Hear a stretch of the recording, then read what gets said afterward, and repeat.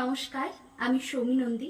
একটু আগেই আমি দাদাগিরির পুরনো এপিসোডগুলো দেখছিলাম এবং দেখতে দেখতে একটা এপিসোডে দেখলাম একজন ঠাকুমার ঝুলির গল্প যেমন হয় সেই ধাঁচে তিনি একটি স্ক্রিপ্ট লিখে এনেছেন এবং সেটাকে তিনি 3 রকমের গলায় নিজে উপস্থাপন করলেন এবং দেখার সাথে সাথেই এত ভালো লেগেছে। আমার মনে হয়েছে আমাকে এটা করতেই হবে, আর আমি সঙ্গে সঙ্গে স্ক্রিপ্টও লিখে ফেলেছি। ওনার স্ক্রিপ্টটাই লিখেছি, ওই গল্পটাই। তো একবার আমি পড়েছি লেখার পরে, আর এটা আমি সেকেন্ড টাইম ক্যামেরার সামনে করব, যেটাই হবে সেটাই। আগেও আমি এরকম অদ্ভুত টাইপের একটা জিনিস ট্রাই করেছিলাম, ওই মেলায় হরেক মাল 10 টাকার যেটা হয় সেটা, তারপরে আবার এটা। তো ভুল ত্রুটির জন্য আগে থেকেই আমি ক্ষমা প্রার্থী। আমি না এগুলো করার সময় খুব নার্ভাস হয়ে যাই, কেন জানি না। যাই হোক, শুরু করা যাক। জঙ্গলের পাশে এক গ্রামে এক বুড়িমা তার নাতনির সাথে থাকতো। নাতনি একদিন ঠাকুমাকে বলল, ঠাকুমা, আমার খুব ভয় করছে, আজ আর স্কুলে যাব না। কেন রে, আজ আবার কি হলো তোর? জঙ্গলের ভেতরে বটগাছের উপর এক রাক্ষসী থাকে, সে রোজ আমার ভয় দেখায়, মাছ মাংস নিয়ে আসতে বলে।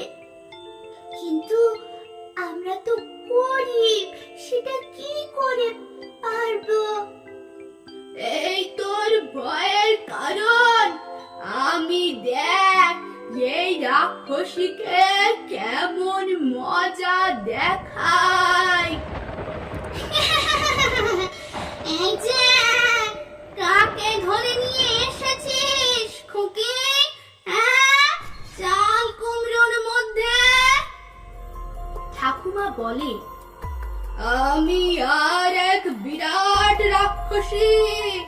তুই আমার সামনে কেন এসেছিস? বড় সবাই হতে পারে, কিন্তু ছোট হয়ে তুই এই শিশিতে ঢুকতে পারবি? কেন পারবো না রে? এই মেয়েটার পর আমি তোকে খাবো।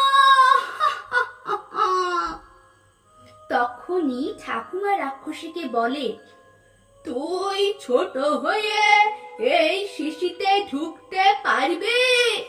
খুব যে বড় বড় কথা বলছিস। আমি ঢুকতে পারবো, পারবো, দেখবি।